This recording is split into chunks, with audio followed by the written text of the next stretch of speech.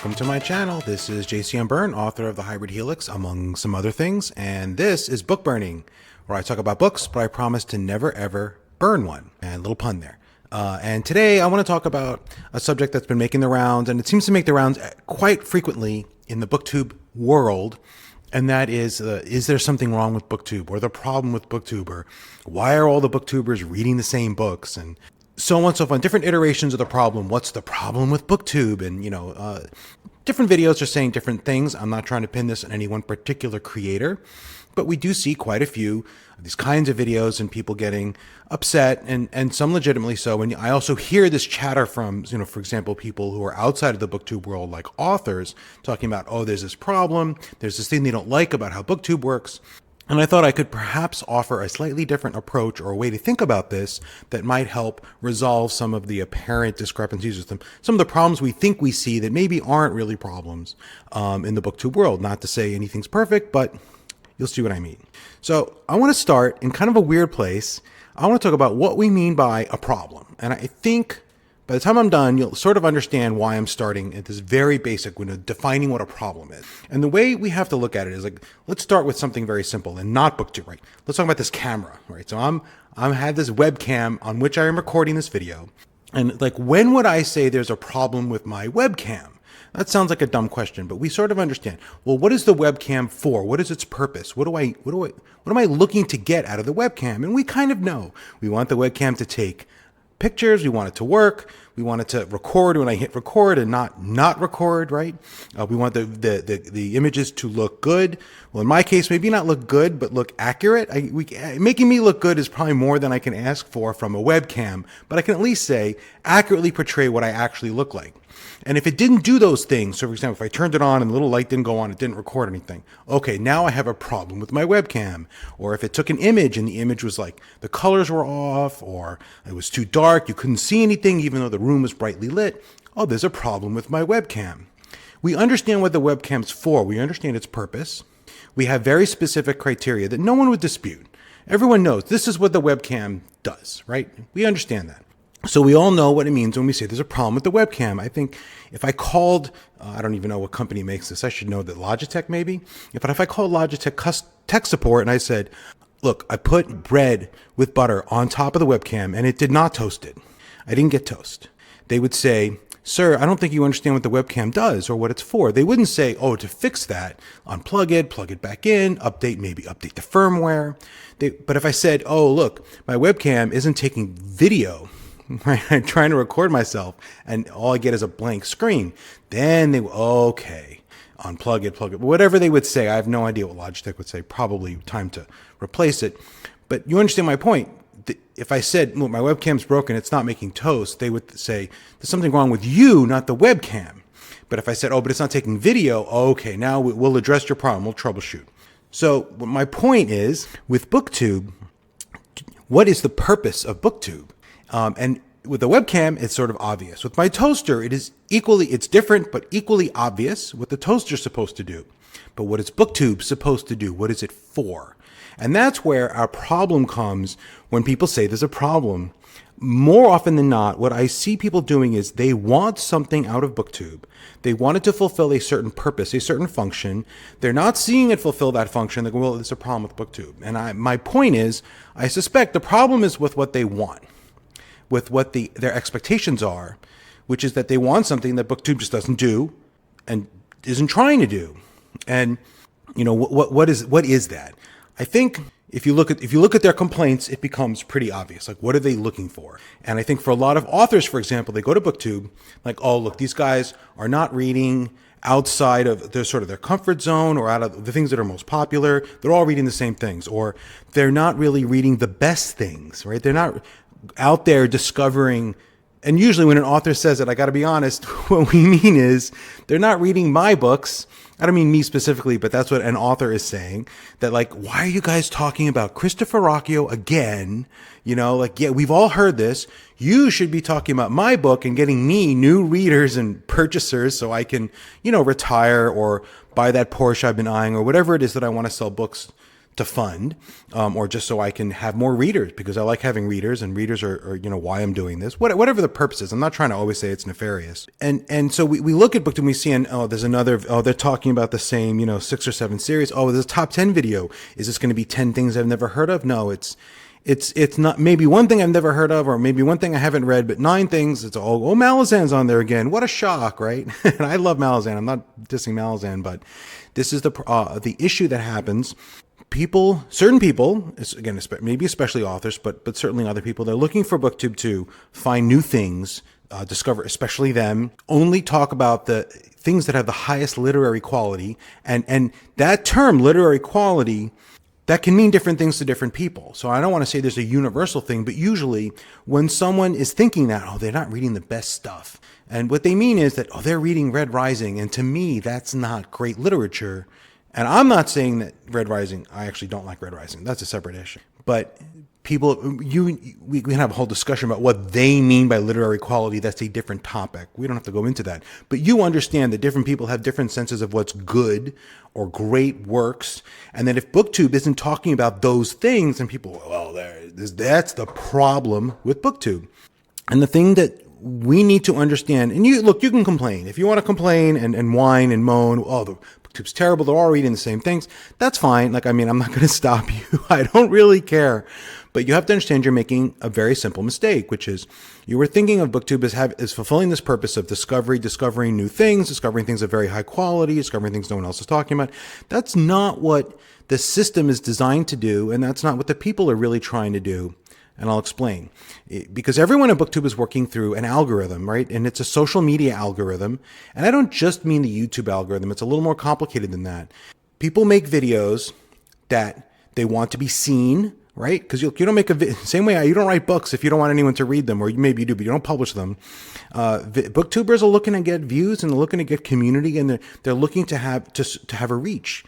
And that means that what they need to do is the things that are rewarded by increasing their reach. They have to, and some of that is, and it's sort of obvious if you think about it, people want to hear someone else talk about the things that they know something about, that they can bond over, that they can form a connection with.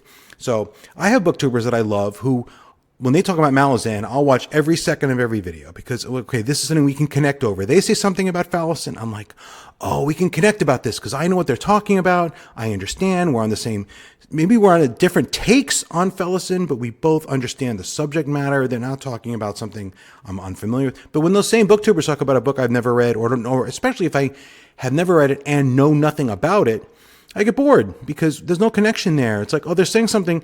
Is that right? Is it wrong? I can't judge because I haven't read the book or I know nothing about the book. I'll watch content like that on occasion, but usually it's less rewarding, and it doesn't make me feel a connection or a community with the creator because, again, they're talking about something I know nothing about. It's like if my wife talks about the different colors of paint that we could use in the kitchen and whether they go with the other colors in the kitchen. I'm sure she's saying intelligent things about it, and I love my wife, but that is not a moment where I feel closest to her because I don't even understand the words she's using. Like, it's sage, not green. I believe her that these are different things, but I have no idea what she's talking about. It's completely alien to me. I might as well be talking to a Martian as talking to my wife about color. And it's almost the same thing when I listen to a booktuber I like talk about a book that I've never heard of. It's like, yeah, it might be somewhat interesting, but there's much less connection going on there. People watch the videos that make them feel connected. Some people, I'm sure, will watch videos. This is a book I've never heard of. That sounds interesting. They'll take notes. They'll go buy the book. And there's a segment of the watching population that will do that. But that's not what most people are doing. Most people are looking to bond, looking to form connections, parasocial or otherwise, with the creators. And that means you're going to have a much better time making a video about Wheel of Time than about, say, the Hybrid Helix. Because maybe thousands of people have read my books, but hundreds of thousands have read Wheel of Time, maybe millions, I have no idea.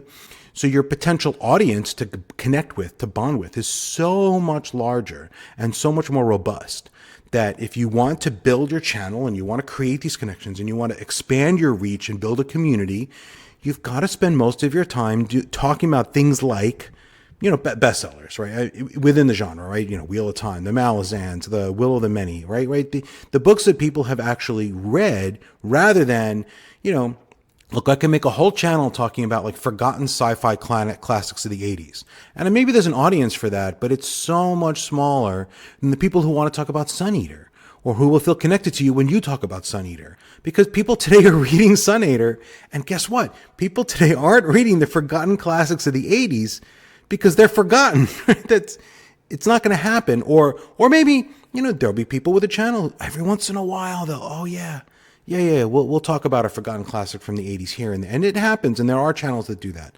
But the most popular ones are popular for a reason. It's because they're talking about the things people want to watch. It sounds dumb when you say it out loud, but duh, right? That's how things work. And that means that they're talking about the things other people are talking about, because that's what community means. And they're not spending a ton of their time talking about the forgotten classics or the forgotten new releases. It makes sense that they should be doing this. And I have known creators who, for example, think my books are good, right? They enjoy them. And then they'll do like a dedicated review. And guess what? When they do a dedicated review of my book, and then like the next week they do a dedicated review of like the newest, as of the time I'm recording this, the last Sun Eater book just came out, right? So it's on my mind. If they do that review of that book the following week, guess which one gets more views? Like, it's not nefarious. It's not, I'm not saying that Sun Eater is better than the Hybrid Helix.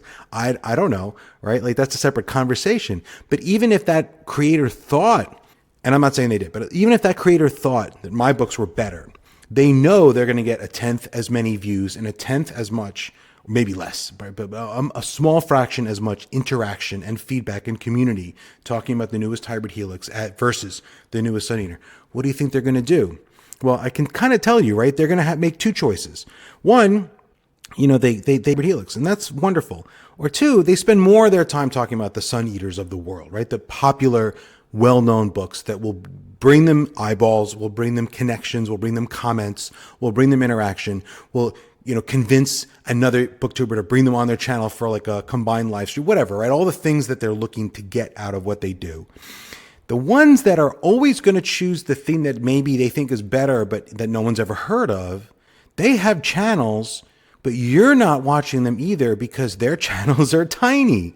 Because the people who don't ever talk about the Sun Eaters of the world, they don't talk about the Wheel of Time, they don't talk about Malazan, they talk about much more obscure, fringe, texts that might be higher quality, might have great literary value, whatever you want to say, but aren't really spoken about in an important way by the community. Those people don't grow their channel. They have 100 subscribers and they're out there, right? But you don't know them. You don't watch them because we're all part of the problem, right? If you really want those kind of like literary the discovery channels, the channels that are finding unheard of gems that no one else is talking about. If you want those channels to grow and thrive, you've got to convince thousands of people to subscribe to those channels, watch them, and, reward those creators for doing that. But that's not happening, right? They don't have thousands. I've seen some of those channels and I'll look down like, oh, this person has 70. Nothing wrong with having a small channel. And that might be very rewarding for that. Oh, I have 79 subscribers, but 3 people watch all of my videos and we talk about these obscure books no one else has ever heard of. That's wonderful, right? If that's your thing, I have no problem with that. But if you're upset that the guy with 120,000 subscribers isn't talking about the unknown book, or does but rarely, right? The majority of that person's content is about the things that we're all talking about, or that all of BookTube is talking about. That is how it works. That's why that guy has 120,000 subscribers, right? That's the system. It is the way the system is partially intentionally and partially just the property of, that's how social media works. People become popular when they talk about things that other people care about. You can complain and you can say it's a problem. And I mean, look, I'm all in favor of complaining to no purpose. Right, that's my culture. Right, we complain and whine about things we can't control. That's how I was raised. But you have to sort of at the same time, you should understand that it's not going to change, and you can complain all you want. You're not going to fix it because it is a fundamental property of the system and of social media that this is how it works. And if you don't have to like it, but you're not going to get anywhere complaining unless it somehow makes you feel better. This is JCM Berne, author of the Hybrid Helix. For Hybrid Helix News, book 8, Prey of Angels, should be out very shortly. I'm waiting on the cover. The manuscript is done, basically. Might do one more read through looking for typos, but probably not. Audio for Return of the Griffin is complete, and just waiting for like the final correct, not complete. I'm waiting for the last round of corrections. Should happen actually within a couple days, and then I hope to release that to ACX, meaning Audible, shortly. So if you're excited for audio, there you go. Audio's coming. Wayne did a phenomenal job, as always. My narrator, Wayne Farrell. And I'm going to get Blood Reunion recorded in January. So hopefully by Valentine's Day, you can treat your significant other to a brand spanking new Audible copy of Blood Reunion, one of my more highly regarded books. So this is Joe Byrne, JCM, and take care, and hope you guys find some wonderful reads that you don't burn. Take care.